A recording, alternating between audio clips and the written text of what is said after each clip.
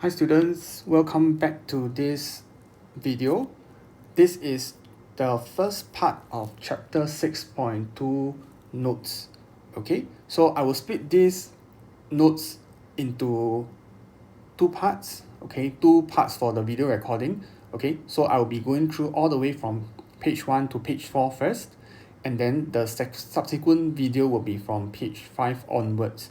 Okay, so today I'm going to show you how to expand a plus b to the power of n when the first term is no longer equals to 1, like unlike our expansions from chapter 6.1. Okay, so now a can be any number, or it could be even a term in terms of x. Okay, so how do we expand terms like this? Okay, we will still use the binomial theorem, and I'm going to show you how to use it today. Okay, so I want you to just take a look at this first part. Okay, let's make some observations about this formula. Okay, so it may look like a very complicated formula, but I'm going to walk you through. Okay, so the formula says that if a plus b to the power of n is given, in order for us to expand this binomial, what we are doing is we are going to raise the first term to the maximum power. Okay, and next I will have n choose 1, a to the power of n minus 1, b to the power of 1. So what I'm doing now is I'm reducing the power of a by 1 and increasing the power of the b term, which is the second term, by 1.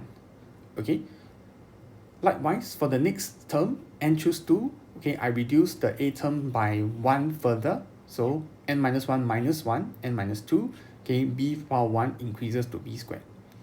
Okay, so like previously, you should notice that the r term would correspond nicely to the power of the second term. See, power, this n choose 2, r equals to 2, right? This is b squared.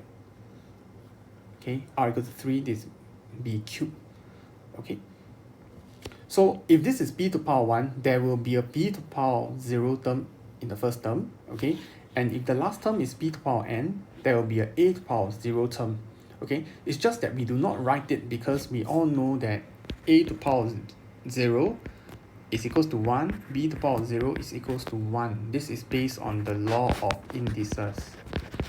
Okay, so essentially they are just there, but we do not write them. Okay, let's make some observations for this expansion. How many terms will there be? Okay, it may be difficult to count. Okay, so let's just use a simple example, a plus b squared. Okay, so for example, okay, by expanding this, we should get this very familiar expression from sec 2. Okay, so a squared plus 2ab plus b squared. We notice that there are 3 terms. So my question is, how is the number of terms related to its maximum power? Okay, you can see that from here, the number of terms is always 1 more than its maximum power. Okay, so the number of terms is n plus 1. Okay, and notice that for the expansion of a plus b to the power of n, the power of a and the power of b, okay, what do they sum up to? What do they add up to? Okay, right, you guessed it right, they should end up to n. Okay, thirdly, in each term of this expansion, you can see that the power of a decreases. Okay, so initially it was power of n, next one is power of n minus 1, n minus 2, so on and so forth, all the way until a to the power of 1, and finally a to the power of 0. Okay, so the power of a decreases from n to 0. On the other hand, the power of b increases from 0 to n. Okay, so that's the first part. Okay, second part. How do we use the binomial theorem to expand? I think this is the most important part, okay, that all of you need to know how to do. In this case, I'm just going to go through, okay, part A and part B. Okay, so applying the binomial theorem, okay, I'm going to raise my first term to the maximum power. Okay, so 3x to the power of 6. Then I'm going to have 6 choose 1, reduce the first term power from 6 to 5, so reduce it by 1. Okay, and then I'll have 2 to the power 1. Okay, so this is the b term raised to power 1. Okay, the next one, 6 choose 3, first term reduce power by 1, second term increase power by 1. Okay, so on and so forth. Alright, so by simplifying the coefficients, okay, I would get this answer. Okay, so let me just go through how do I get, 4320, for example. Okay, so I'm going to use a calculator to press out 6 choose 3 times 2 to the power of 3, and here, using the law of indices, I should have 3 cubed times 3x cubed. Okay, so I'm going to press out these 3 terms. Okay, so let's see if we really get them. So 6 choose 3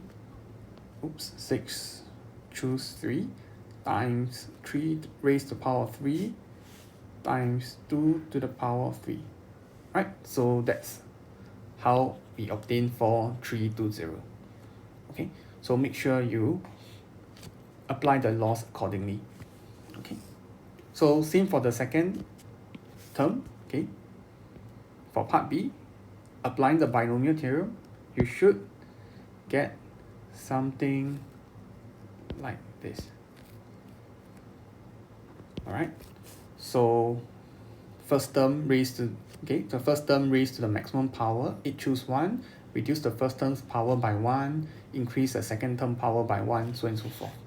Okay, so do take note over here, since we are now having a negative term with odd powers, right? We should be, multiplying these terms instead.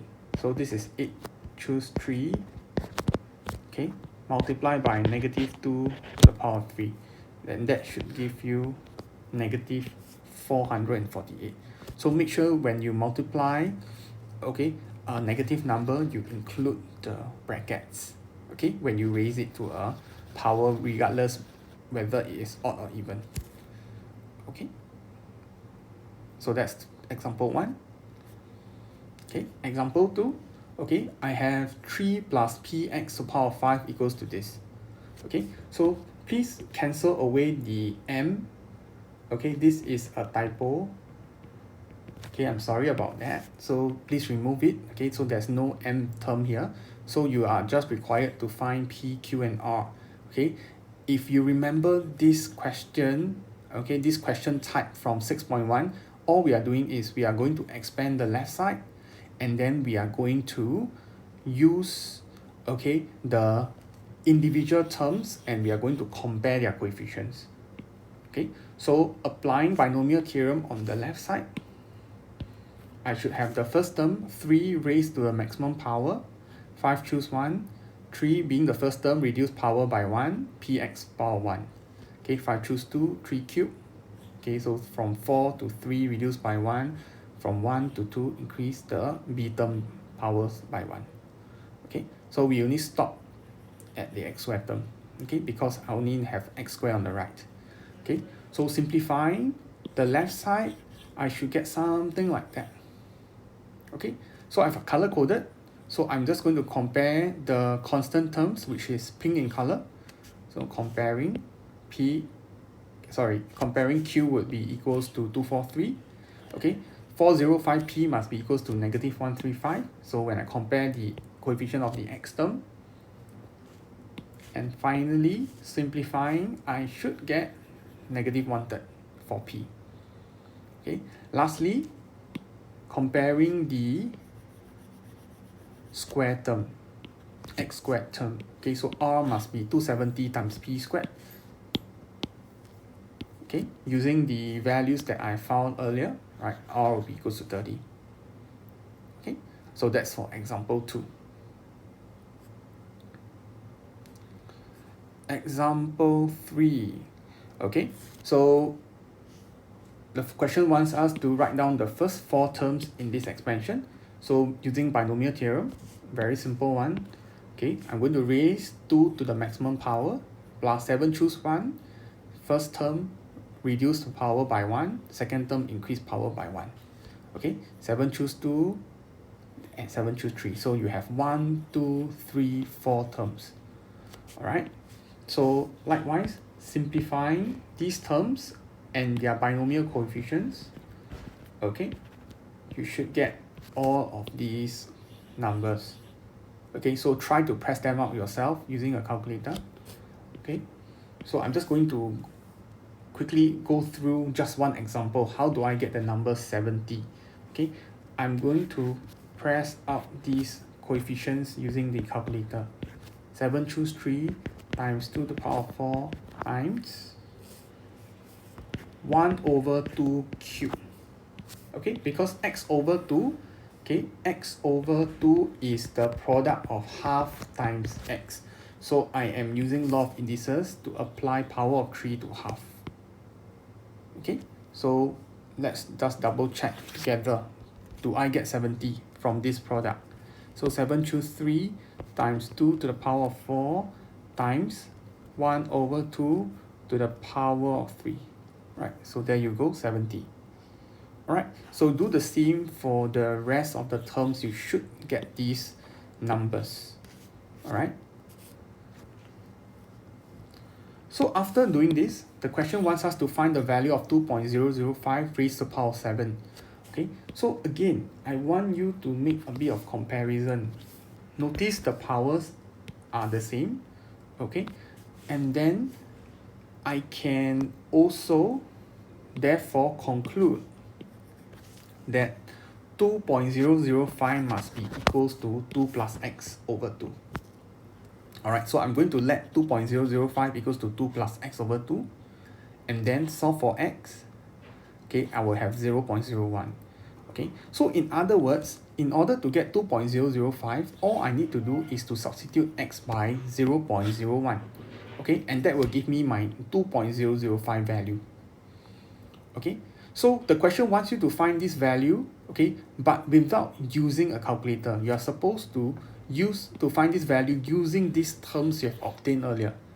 Okay, so what I'm going to do is I'm just going to substitute my 0.01 into these 4 terms. Okay, and then I'm just going to work it out using a calculator. Okay, so substituting, and then finally I should have something like 130.25687, right? And then this is my 4dp answer. All right. Right, the last example, example 4. Okay, so in this example, okay, they want you to obtain the first 4 terms again of this expansion. So I will not go through this part. Okay, check that you have this answer. Okay, lastly, they want you to find the coefficient of x cubed in this expansion. Okay, so notice that this and this is exactly the same. Okay, so later I can replace my 2 minus x to the power of x over 4 to the power of 8 by these 4 terms. Okay, so the question is very specific. They want us to find the coefficient of x cubed. Okay, that means any other terms like the constant term, the x term, the x squared term, or even x power of 4 terms, etc., right? We are not interested. We only want the x cubed term. Okay, so we must be very selective with what we expand. Okay, so I will have something like this. Okay, how did I get 1 plus 2x plus x squared? I simply expanded this using my a plus b squared formula.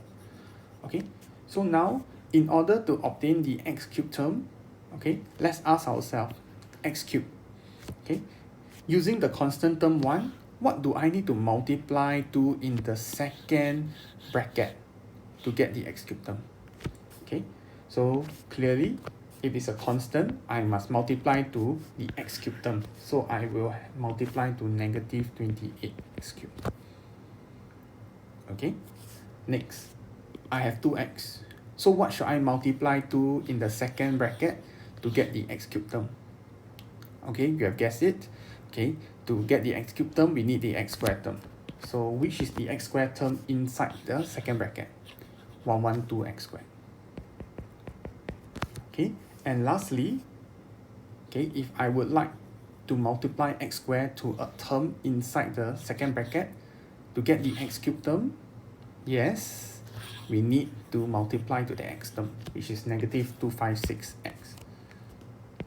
Negative 256x. Alright, so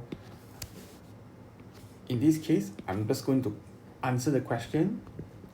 Coefficient of x cubed would just be 1 multiplied by 28 plus 2 multiplied by 112 plus 1 multiplied by negative 256. Okay, and then working it all out, I should get the number negative 6t. Alright, so that's how I obtain specifically the coefficient of x cubed. Alright. Okay, this the last example, example 5, I will not go through. Okay, I'm going to leave this here, but I hope that you will be able to try this first before you take a look at my answer. Okay, all the answers for this worksheets will be uploaded on Google Classroom.